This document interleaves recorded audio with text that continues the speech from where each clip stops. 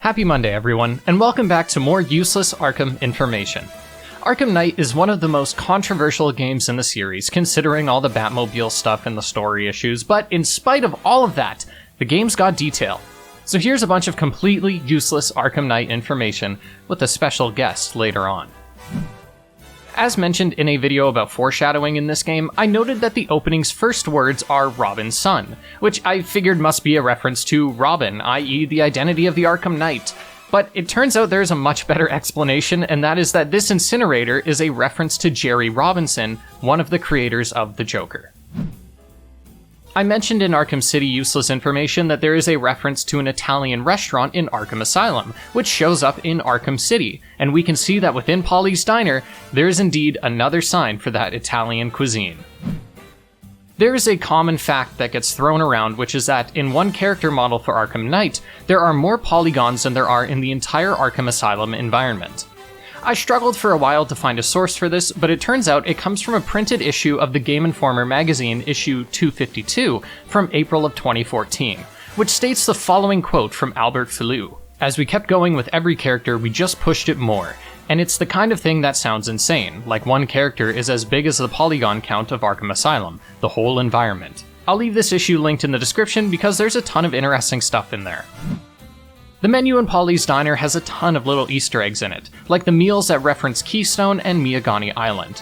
I think it's funny that so much of this was taken into consideration, because even when playing the game at 4K maxed out settings, I had to squint to make out what the menu said. It just goes to show how much love was put into this game. Okay, we're starting off already with a bit of a stretch, but again, within Pauli's Diner, we can see a bunch of different criminals belonging to different gangs that would eventually show up in the game, and we see their associated masks. They even have my bald ass wearing a Batman mask. But did you also see in the corner, there's a guy with a bunny mask? And I think this might be one of many references to the Mad Hatter, who appears later in the game. You can also find a copy of Alice in Wonderland within Ace Chemicals, in the room where you first encounter the Arkham Knight. What is reported on the news after the opening is affected by if you shot your gun and if you killed people. Throughout the night, you can also visit a cell that Officer Owens is held in, and see him slowly come out of the fear toxin. The most wanted posters we can see around the GCPD feature devs that worked on the game, with funny descriptions too. One of the first people you interrogate in the game is this guy, who ends up with a broken hand. You can see him throughout the game, and he will taunt Batman with whatever event has just happened. Thankfully, you can get your revenge by knocking him out, and then, later on, simply raising your fist is enough to get him to fall back. There is a wardrobe and bed in the clock tower here, assumedly for Barbara when she has to pull late nights. We can see that on top of 4 of the same outfits, there is also the outfit she wears in her flashback. It makes me think that Barbara probably stayed at the clock tower for a while since her apartment was compromised. Alright, I want you guys to hear me out real quick. It's pretty common knowledge that the electrocutioner's gloves are in the evidence locker, but I think there is another reference which is in the room where we first use the multi-fear takedown. Most of the signs around electrical equipment look like this, pretty standard, but this one specifically features a hand getting shocked. And oh man, when I saw this on my playthrough I was convinced this was a solid reference, but now as I read it I feel like a fucking madman. So here are 2 instances of intelligent design that I think many people don't appreciate enough. For example, when aligning the waves to see where Scarecrow is making his toxin, we can see that both individual signals shine brightest at Ace Chemicals, a small visual cue that it's a place of interest. Within Ace Chemicals, we can see another hint in the environment. When we need to align the ramp in order to enter Ace Chemicals proper, we can see that the best place to put the ramp is of course where there is a pattern, in a perfect rectangle shape. Pretty well known, but within the room where Scarecrow is mixing his bomb, we can find his old mask from Arkham Asylum.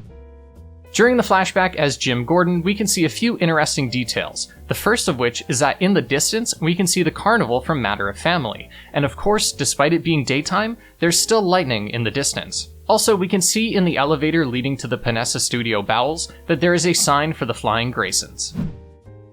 In another flashback, we can see some pretty cool Easter eggs, one of which is another nod to Matter of Family, with a newspaper that says Batgirl saved the Commissioner, and we can see a training facility poster on the wall run by Kyra Tanago, a notable character from Batman, the animated series. A well-known fact here is that Joker's hat says Flashback on it, But what some people don't know is that later on, when in Panessa Studios, we can see a Polaroid photo of Joker in the same outfit, but this time, the hat says liar. After helping Catwoman during the City of Fear quest, we can hear some extra dialogue from her. Take a listen. It's unlike you to get caught. Was it an ambush? Blackmail? A trap? He invited me. What? He said he had a job. A job? Of the cat burgling variety. I'm pretty good at it, remember? Do you do a lot of work for Riddler? Only when you're not looking. Selina. Someone wants something stolen? I'm the one who steals it. You know how this works. Or did you think you'd reformed me? Yes, Batman, I've noticed the new suit. It's very dashing. Now why don't you go play Eddie's games? When returning to the orphanage, we will have to solve a riddle with a rotating mirror. However, if this puzzle is just too hard for you, then you can leave, which will cause the Riddler to be upset and just solve it for you. I see what you're trying to do. You're testing my patience, aren't you? Trying to drive me insane as I watch you struggle with that riddle. Well, ha, Batman, ha! I've made it easy. Now all you have to do is stand in the right place and scan. Oh, no. You think pretending you can't do it will let you off the hook? I know that you're not that stupid. There. It's done. It's done. Similar is when trying to solve the keypad puzzle in Panessa Studios. This is taking too long. Within Wayne Tower, you can listen to a few messages from Bruce's friends. Kate Kane calls about a wedding, obviously being Batwoman. Vicky Vale calls asking you to return her calls, referring to you as Brucey, which Lucius finds pretty funny. I miss you, Brucey. Brucey? And of course, a call from Lex Luthor about a business deal. We also hear 2 messages from Joker, but what I think is notable here is that when doing the Friend in Need quest, you don't hear the Joker messages, subtly spoiling the fact that you aren't actually Bruce in this mission. Lastly, in Wayne Tower, we can pull ahead, the same one from the clock tower, to open up a batsuit and a new gadget that you can spoil for yourself. When meeting up with Nightwing, he'll give you the disruptor, but if seeing it early, Lucius will note that you spoiled the surprise. You had to go and spoil the surprise. In Arkham Knight's lounge, after he has kidnapped Barbara from the clock tower, we can actually see the clock tower blueprints and floor plans on the wall, a small detail about how he was able to get into said clock tower. After Batman reveals that Barbara is Oracle to Jim Gordon, he gives him a proper fucking right hook, and then throws his bat phone on the ground. Specifically, the one we see Batman give him at the beginning of the game. What I never noticed, however, is that this phone is later given to Poison Ivy, and we can tell because it's still cracked. Okay, so this one blew my mind. During a Joker hallucination, he mentions the captives we have at Panessa Studios, stating that once he's behind the wheel, he's going to kill them all, as a way of purifying the gene pool. Time we did the right thing. Massacre the lot of them and purify the Joker gene pool. This is the exact same thing that Henry Adams says when he kills the others. What are you doing? Purifying the gene pool. This makes Joker's statement here not a product of fear gas, but a product of the Joker's blood. This is also an instance of insane foreshadowing too. The many radar networks you can take down across the map might look a little familiar to you superfans, and that is because it is the same animation that the cryptographic sequencer has in Arkham Asylum, especially when you are close to solving the puzzle. One of the new tools the Militia have against you is the ability to discover your location when you are using detective mode. Not only does this bring some much needed balance to detective vision, but a pretty cool interaction happens when you stand right behind the person using the machine. Behind me! No! So there is a reference to Tiny in the Nightwing DLC, but I am also convinced that this statue of a shark in the movie studios is also a reference to the shark from Arkham City. After taking out Christina Bell in Panessa Studios, we can see a direct argument from Johnny Charisma and Albert King over who Batman should go after next, and it's pretty funny. Something intelligent, something creative, something fun. I'll show him fun. 2 fists of fun. And then I'm coming to see you, Charisma. I'm gonna smack you so hard, you're gonna be singing at the back of your head. Yeah, tough guy. Well, first, you'll have to find me. And second, well, let's be honest, old timer, you're a little past your sell-by date. Who do you think you're talking to, boy? You better watch your mouth. Whatever. Choice is yours, Bats. In Panessa Studios, we can see a poster for a movie called Isle of Mutants by one Dr. Lorien, who is yet another character from Batman the Animated Series. I've played Arkham Knight countless times, but something I never noticed was this subtle foreshadowing that Barbara's death is actually a fear hallucination. And it's all because Joker moves the gun, which he can't do because he's not real. The attention to detail in this game is perfection. During the story, you can come across Jack Ryder, who is investigating a certain cult in the GCPD. Whatever you're up to, stop. Trust me, I'm hands off on this one. Cross my heart. This is of course leading up to the side mission featuring him and Deacon Blackfire, and we can even see the ceremonial dagger on the table. Okay, so this one is more of a theory, but it goes like this. The 4 infected Jokers each represent a part of his character. Albert King represents his brutality, Charisma represents the showmanship, and Christina Bell represents his sometimes romantic desires for Batman. I know it's disputed that he has romantic feelings for Batman, but this guy's saying only you at the end of Arkham City, okay? You aren't doing that unless a dark and brooding wienering is on the bucket list. Finally, Henry Adams represents the genuine intellect Joker possesses. For as much as he is crazy, he's also a bit of a mastermind. For the next few facts, we're gonna have one of my favorite Arkham tubers joining us, Mr. Clown Puncher 139. G'day, chaps. 'Tis I, Clown Puncher 139. And I am on the wrong channel. Ah well, guess I'll tell you some useless Arkham facts I know that this Aqua guy doesn't. There's a lot of abandoned cars across Gotham, but instead of just destroying them as you plow through the city in the Batmobile, you can actually turn them on by shooting them with the remote electrical charge. For some reason. So you tell me that this thing is strong enough to jumpstart a car, and Batman is perfectly fine shooting it at the thugs that he's fighting? Just a bit more proof that the Bat totally kills, folks. Speaking of killing, there's another guy that you can kill within the first hour of the game. During the chopper fight at Ace Chemicals, you can hear Jason over the intercom commenting on your performance. And that's because he's actually watching you and remotely piloting the chopper from on top of Ace. The best part is that if you align yourself just right in the back corner of the battle arena, you can just barely get the Knight into your crosshairs. And if you shoot him, well, I'll let you take a guess what happens.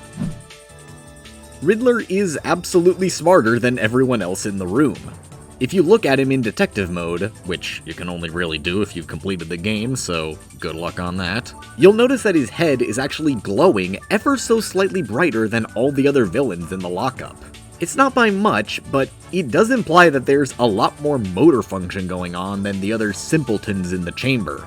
Almost like he's running through his escape plan from the moment that Batman threw him in there. I love it.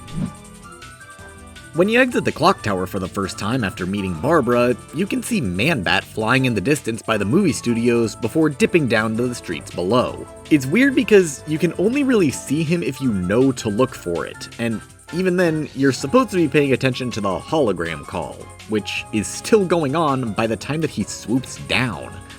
So the only way to see this would be to skip the call and start moving towards the next objective immediately. In other words, they locked an Easter egg behind speedrunning. Professor Pig's final victim on Founders Island allegedly has an extra finger on one of their hands. But did you notice that the body is actually oriented in such a way that you never notice until you pull out the scanner? The hands are positioned differently than all the other victims, hidden behind a plank of wood instead of hanging in plain view. And this plank, for some reason, blocks your detective mode scanner. So you'd never be able to see this alleged extra finger outside of the one instance during the deep tissue scan, which I assume was done so that the character designers wouldn't have to make a one-time use model with an extra finger to save on a bit of time. Professor Pig may have been one of the things to give this game an M rating, but another would have to be Two-Face's mere existence. The detail on this man is insane, and I'm constantly amazed that they got away with it. Just look at Harvey's burns. You can actually see his veins slightly pulsating to pump blood through his body. It's absolutely disgusting, and now you'll never be able to unsee it. You're welcome. Despite being the longest game in the series, and arguably the longest night of Batman's entire career, Arkham Knight is the only Arkham game where Bruce doesn't grow any stubble. You can see the slightest difference between the start and end Batman of each game, from relatively clean-shaven to a full-blown 5 o'clock shadow. Except for Arkham Knight, where Brucey Boy is baby-faced as ever all game. I know you're sick. It's that aftershave. And finally, the most useless piece of information, or perhaps useful depending on your definition, that I could find in the entirety of Arkham Knight: Happy Unicorn TV. So that's all I got. Like, comment, and subscribe, check out my channel for even more useless facts about all the Arkham games, and thanks for having me, Aqua. I'll see you later, chaps. Thank you so much for joining me on this video, and if you guys want to see some excellent Arkham content, then feel free to check out his channel. Links will be in the description, and pinned comment. Fun fact, taking out the thugs in this section with the remote electrical charge fucking killed them, okay? It's not up for debate. Those guys are DEAD dead. Just before entering a room containing a militia with a bomb vest, Joker mentions that there are some gun cases begging to be tampered with, hinting that you should use the disruptor for the difficult encounter ahead. Are you thinking what I'm thinking? That weapons crate is crying out to be tampered with. So within this same room, there's a meeting with the militia that has so many cool dialogue pieces I can't play them all, but here are some of my favorites. Specific groups will celebrate when called out. For example, the medics raise their arms when they are mentioned. Medics. Some of you have been trained in a number of field medical techniques, most notably revival. We also get plenty of hints as to what weaknesses and strengths the militia see in Batman. After the greatest boss fight ever, sorry, we enter a room that features a few toys and the color green, of course with a Riddler trophy behind us. I think because of the toys and the trophy, this is a Riddler hideout, because those toys likely come from the toy store featured in Catwoman's DLC, which is actually a Riddler hideout. Maybe this was where Riddler hid while putting trophies in the Arkham Knight's base. During Arkham Knight's boss fight in the drill machine, he mentions that he will keep your secrets safe. I told you I knew everything about you, didn't I?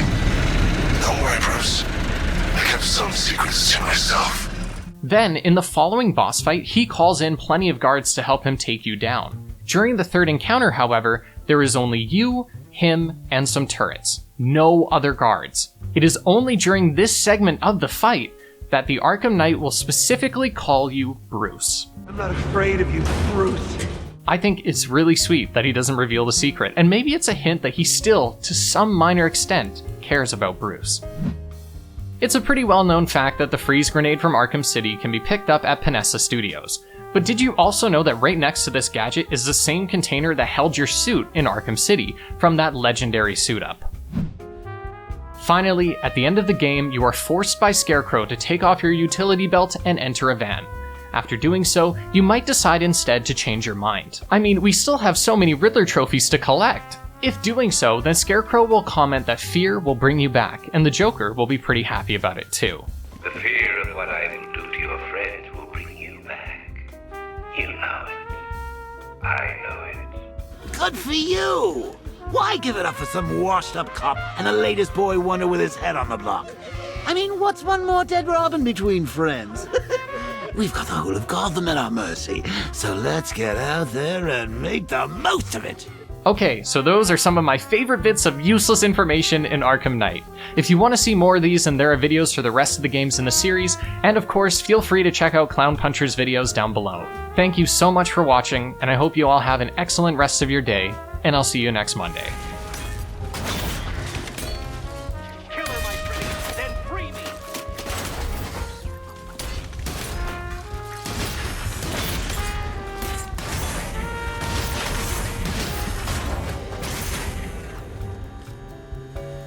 When I get out of here, my vengeance